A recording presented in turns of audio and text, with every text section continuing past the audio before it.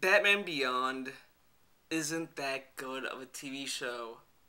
Now, before you start pelting me with pitchforks or whatever you're gonna use, just be clear. I love the Batman animated series. I own all four seasons, and I kind of like the Superman animated series as well. But to show you how much I'm a dedicated fan of the Batman animated series, I had this book when it first came out. I bought it, and man, it's a great read. I highly recommend it. Um, so yeah, I started watching Batman Beyond because I was really interested in seeing maybe I was going in the mentality that maybe I'm gonna like the show more than I did originally. Because it happened with Superman the animated series. I never liked Superman the animated series, but once I started watching um, that show again, I started loving a lot of the episodes that it did. So I thought, hey, maybe the same thing's gonna happen with Batman Beyond because I used to hate that show when it was on Kids WB and Cartoon Network. So I started watching it on Netflix, and man, it was just awful. I mean, it wasn't. Well, I mean, it wasn't the worst show I've seen, but man, it was just out of all the Batman stuff I've seen, and I've seen some pretty weird Batman stuff. I mean, Batman and Superman Public Enemies is pretty, but this one was just disappointing. I mean, it was almost just like a betrayal almost to Batman. So let me explain why I didn't like it. The structure is the main roadblock for me. I just can't get over it because you can complain how Superman might just be a typical superhero and all that, but Batman Beyond is the most typical structured show I have seen. Because a lot of the episodes came from other shows that focused on kids balancing two lives. I mean, you can compare it with Danny Phantom, and that's pretty bad. Because Batman the Animated Series to me was great because it treated the audience like adults and it had a lot of adult themes at times. I mean, just check out the Man with the Silicon Soul. Check out Over the Edge. I mean, check out a lot of stuff in that show, and you see a lot of mature stuff going on that's not really on the forefront. That's really well done and subtle. And here, it's just there's none of that. Because and another thing that also just was a big roadblock for me was the main character and the overall tone of it because it felt like it was a Superman animated it felt like a Superman show almost because it was a lot brighter in colors as well.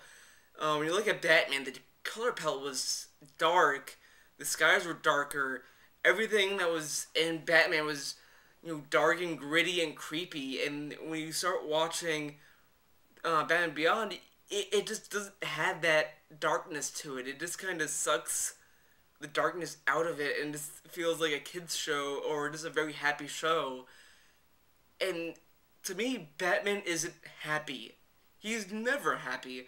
So I don't get why Batman Beyond took a 180 on it and just made it such a happy show. And some of the episodes are just awful. I mean, there was one that's called like the Egg Kid or something where Terry McGinnis has to take care of it's that typical plot where a high school student who takes health class has to pair up with another person and has to take care of a child, but he has a second life, so he has to balance it as Batman. Uh, that is just awful. It was really really painful to see in a Batman show, because it was just bland shit.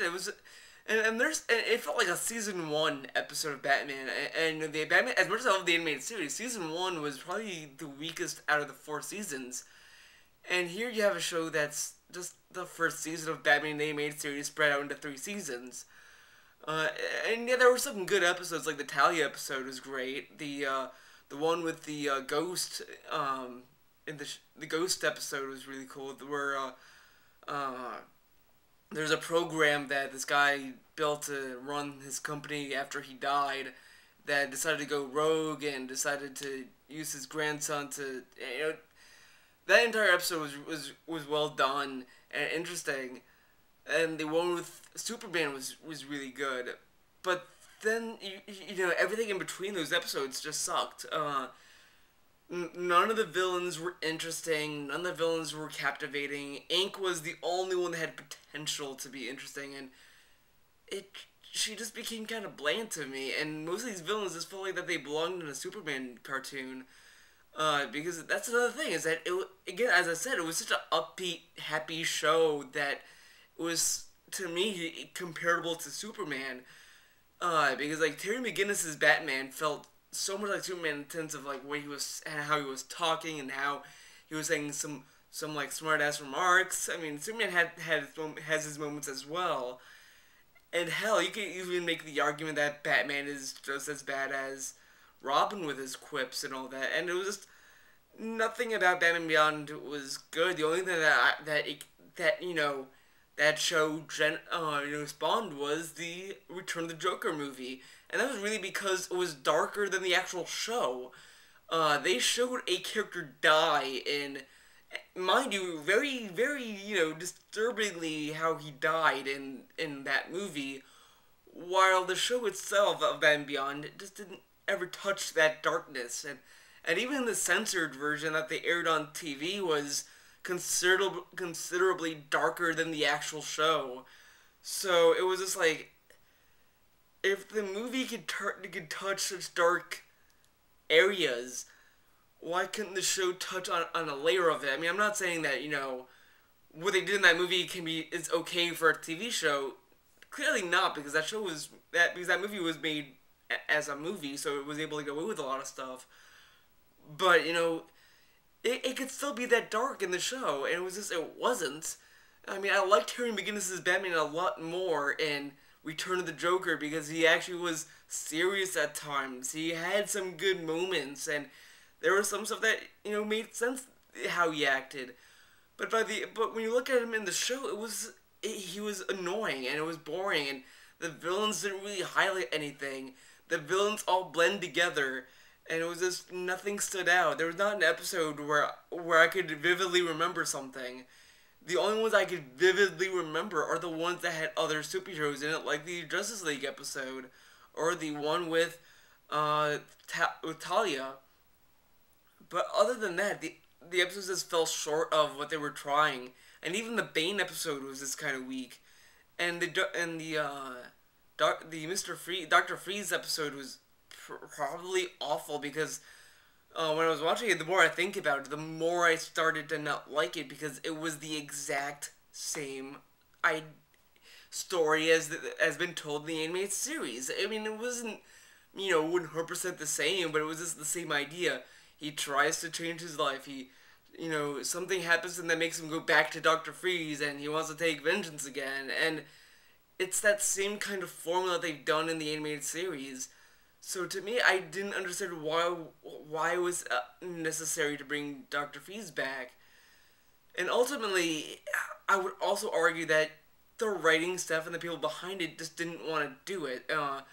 Because because I listened to a lot of stuff on YouTube, and they were just saying how initially they didn't want to do this show because they wanted to move on, but Warner Brothers wanted them to do they wanted them to bring Batman back and try something new with it, and it was just, they were very skeptical, and they just didn't want to do it. And when you see the show, in my opinion, you see that frustration, you see that strain that maybe they shouldn't have done this show. Maybe the show was not needed, and ultimately, I just, I'm surprised it got 3 seasons, to be honest. I thought it would just had 2. I mean, and to me, I would also argue, when you look at Batman, there's a reason why it has 4 seasons. There's a reason why it lasted for 4 seasons, while Superman and Batman Beyond lasted for 3. The only one that I didn't understand is why Justice League Unlimited was only 2, but whatever. That's another video. But yeah, Batman Beyond was just a terrible show, I feel like. Out of all the Batman shows, it was just very weak, and it kind of marked, in my opinion, it marked the beginning of the decline of Batman shows. I mean, after Batman Beyond, we had The Batman, and I hated that show. Then, now we have Beware the Batman, and that show looks like shit to me. So, yeah. Batman Beyond, not my favorite show. It was actually really forgettable. So, feel free to let me just share your opinions in the comment section below. Thanks for watching.